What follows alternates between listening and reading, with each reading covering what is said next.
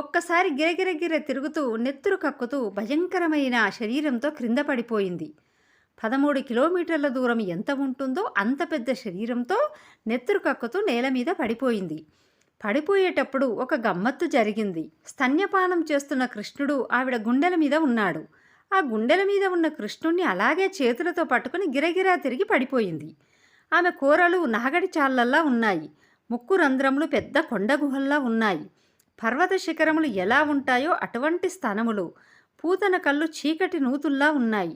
ఆమె శరీరం చుట్టూ గోపగోపి జనమంతా నిలబడి ఎంత పెద్ద రాక్షసి అంటున్నారు.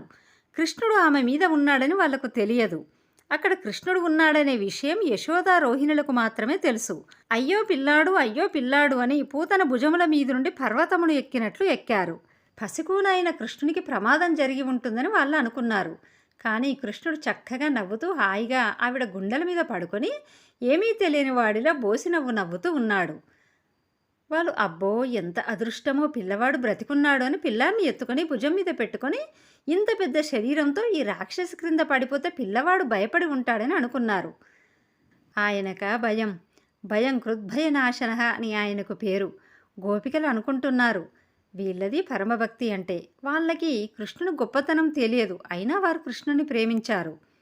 ఇప్పుడు ఆ పిల్లవాడికి రక్ష పెట్టాలనుకొని గబగబా ఆవు దగ్గరికి తీసుకెళ్లారు. ఆవుతో ఒక పిల్లవాడి చుట్టూ తిప్పి ఆవు మూత్రం ఆయన మీద చల్లి నీ శిరస్సును కేశవుడు రక్షించుగాక, కంఠమును హృషికేశుడు రక్షించుగాక, హృదయమును వామనుడు రక్షించుగాక, గర్భమును మాధవుడు రక్షించుగాక, తొడలను ముకుందుడు రక్షించుగాక అంటూ పరమాత్మ 12 నామములు పెట్టి బాలుని శరీరంలోని ప్రధానమైన అంగములకు పేడ పూస్తూ రక్ష పెట్టారు.